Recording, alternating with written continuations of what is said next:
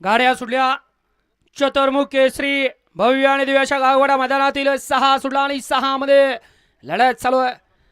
3 गाड्या पळतायत त्याच्यातला एक पाठीमागे राहिला दोघांच्यात आता लढत चालू आहे।